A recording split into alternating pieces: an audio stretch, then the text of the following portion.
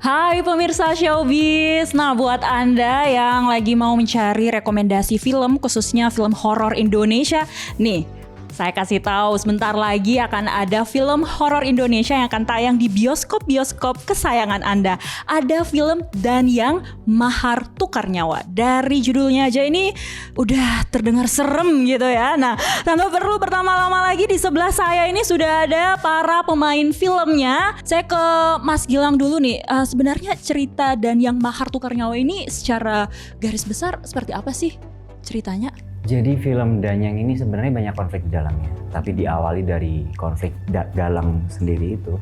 Jadi Galang itu jatuh cinta pada seseorang kembang desa yang namanya Resti yang diperankan oleh Sahila, tapi tidak mendapat restu dari orang tua.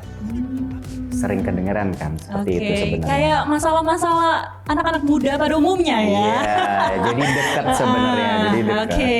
Cuma konflik di dalamnya itu yang membuat ini menjadi film horor, karena jalan yang ditempuh Galang untuk mencapai itu nggak dibenarkan, dan itu terhitung gelap mata. Jadi saat seseorang udah gelap mata kan jalan apapun diambil ya, karena dia nggak punya waktu atau apalah itu, sampai akhirnya sesuatu yang instan itu menjadi option bagi si Galang ini, sampai akhirnya ada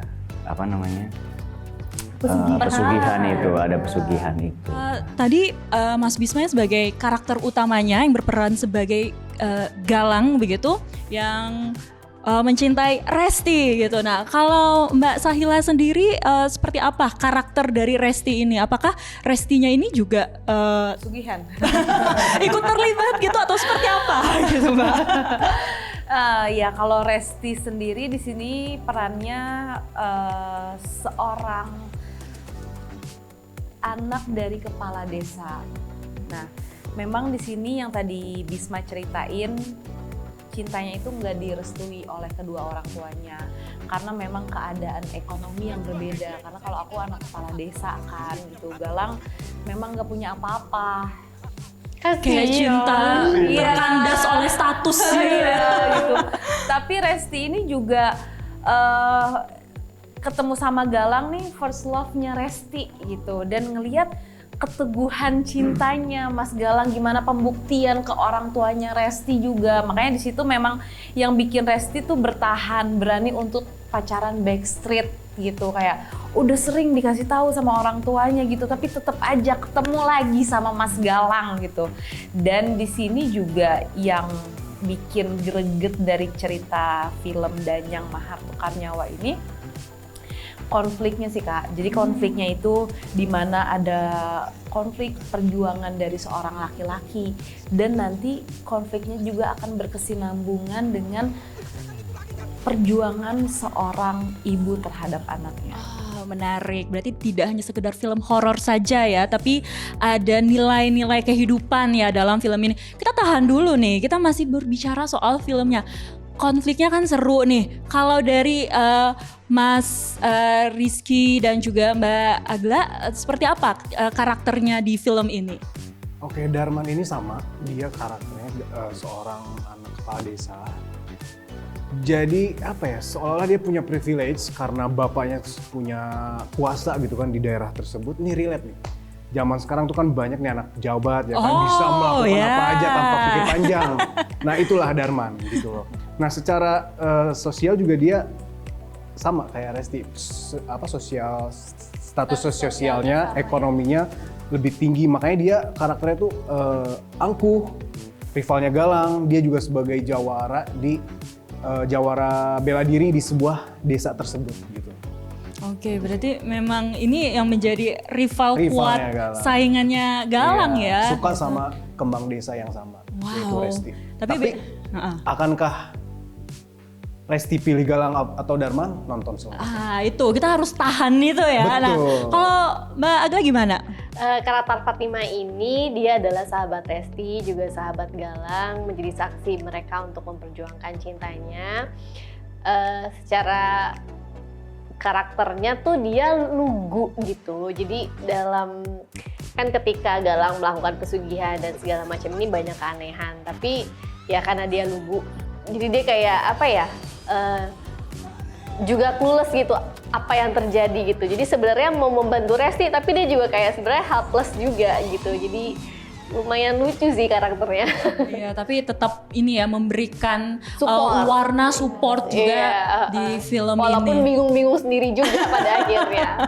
Oke, nah berbicara mengenai film ini tadi juga sudah sempat disinggung sama Mas Bisma bagaimana visualnya pada saat taping efeknya itu semuanya menyeramkan gitu ya. Tapi apakah ada tantangan sendiri nih bagi teman-teman ketika melakoni peran masing-masing dan juga pada saat proses syuting? Kalau di layar lebar tuh aku ngerasa aku tuh anak baru gitu. Dulu tuh di FTV gitu, di TV gitu. Cuman memang tantangannya sih aku ngerasa dipermudah ya untuk film ini gitu. Apalagi dengan persiapan yang matang gitu. Terus juga aku dan Bisma itu memang kita banyak scene yang barengan juga kan. Jadi setelah reading bareng-bareng, Bisma tuh selalu ngajakin kayak, Sa kita reading bareng lagi yuk, reading tambahan gitu. Itu aku terbantu banget juga gitu, kita ngulik bareng gitu. Jadi lebih enak gitu dan ketemu sama pemain-pemain senior, kita bisa sharing bareng. Itu kayak kita sebagai aktor muda tuh kayak akhirnya nyaman gitu main sama mereka juga. Terus yang bikin excitednya lagi bisa didirect sama Om Pao, itu aku happy banget bisa didirect. Kalau aku sih sama sih, mirip kayak Bisma, karena pendatang baru juga jadi apa ya, nggak pilih-pilih peran gitu. Begitu ada tawaran casting, screen test, dan dikabarin di lock gitu kan, itu bener-bener antusias banget sih Kak. Dan jujur ini juga sama, film horor pertama buat aku. Kalau tantangan sih lebih ke yang tadi aku bilang, Darman itu kan dia rivalnya Galang, dia seorang jawara, bela diri di tempat tersebut. Tantangan sih harus bisa fighting. Tapi untungnya ada tim, ada koreografer dan pemain-pemain yang lain juga ngebantu banget. Jadi kayak dimudahkan, bener. Kayak ya udah bisa. Oke, berarti ada ini dulu ya, latihan dulu Iya, ya. ada workshop oke. yang cukup dan prepare ya, alhamdulillah bisa lancar. Ya, berarti nggak hanya horor aja, berarti ada actionnya Ada, juga ya. ada. Wow, Angkat kebudayaan. seru banget nih. Betul, betul. Kalau Mbak Agla gimana Mbak? Apa ada tantangan tersendiri tuh sebagai yang memerankan temen dari Resti? Tantangan yang aku rasain itu di saat kita reading sama kita syuting tuh ada beberapa perubahan. Jadi pas reading kita siapin yang buat begini adegannya, ketika di lokasi ternyata either lokasinya berubah atau kita harus ngejar matahari, terus ada dialog yang harus berubah, itu harus cepat aja gitu adaptasinya. Tapi untungnya kita tuh selalu diskusi satu sama lain, jadi kalau ada perubahan itu langsung, ini enaknya dibikinnya gimana, Bisma ini gitu. Jadi kayak saling ngebantu, saling ngisi, jadi alhamdulillah kemarin syutingnya lancar sih. Oke, berarti kalau aku baca sepertinya semangat kekeluargaan di kru film ini kuat banget ya. Sama-sama seneng diskusi gitu loh Mbak semuanya, jadi ya. Wah, seru ya. Sebenarnya tantangannya lebih ke ini juga, aku baru ingat kita syutingnya lagi bulan puasa gitu. Jadi dan itu panas banget di ladang garam, terik matahari gitu. Oke, kita tahan. Ujian juga ya itu ya, Mbak. Seru-seru. Nah, biasanya nih ya dalam proses syuting film horor itu biasanya nih ada kejadian-kejadian mistis gitu. Teman-teman ngerasain nggak sih? Waktu di studio TVRI, jadi kan aku lagi di basecamp tuh, di tempat make up Kak. Aku bikin story lah. Waktu itu ada Bisma sama pemain lain, sama Kawulan. Nah Kawulan itu di depan kaca make up, itu sampingan sama jendela yang di rumah kayu. Yang rotan-rotan itu. Memang sih lokasi itu memang dibuat rumah, cuman dia kan rumah buat syuting doang. Ya tapi emang Iya. lokasi itu memang Iya, you know lah ya. Ya, Gitu. dan depannya pohon-pohon semua Aku gitu bikin kan. story tuh. Oke, bikin Iya. story terus Hai, Kak. yang terjadi Set di samping jendela, aku post lah. Besoknya teman aku reply, Ki itu siapa ya? Ada yang kayak ada muka nongol. Wow. Aku lalu, yang mana? Coba deh lu lihat lebih detail lagi. Pas dilihat di screenshot, aku naikin brightness-nya. Emang kayak ada muka putih. Mungkin ini asap kali ya. di situ Kak. Dan Kawulan itu kondisinya lagi keadaan pakai yang pengantin itu melati baju pengantin siger kayak gitu Kak.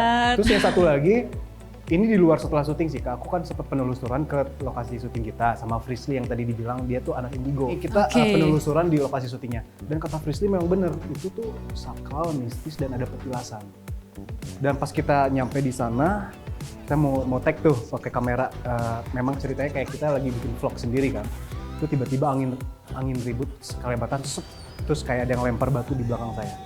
Kalau ranting kan masih make sense ya, itu kan tiba-tiba batu gitu. Terus kamu lempar balik nggak? Oh iya. Dan anehnya itu kan sama kru udah di klik record kan, tapi pas kita cek nggak ada dong video. Wow. Nggak ada. Tuh. Pemirsa bisa dibayangkan kan proses syutingnya aja, bahkan pasca syutingnya aja itu banyak pengalaman-pengalaman yang menyeramkan. Jadi tidak bisa dibayangkan ya seperti apa teman-teman pada saat di lokasi syuting itu. Tanggal berapa tayang nih teman-teman? Tanggal 7 November 2024. Catat. Terima kasih teman-teman untuk penjelasannya, waktunya, sukses untuk film ini.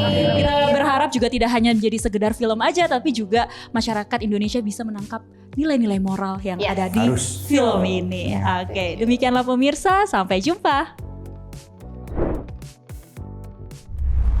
Nah, pemirsa, interview tadi sekaligus mengakhiri kebersamaan kita di Showbiz kali ini. Tapi jangan lupa untuk saksikan kembali kami di minggu depan dengan informasi yang lebih fresh, lebih hangat, dan pastinya akan meningkatkan semangat Anda di akhir pekan. Kalau begitu, saya Jason Sambo pamit undur diri. Terima kasih dan sampai jumpa. Metro TV. Jelajahi cara baru mendapatkan informasi. Download Metro TV Extend sekarang.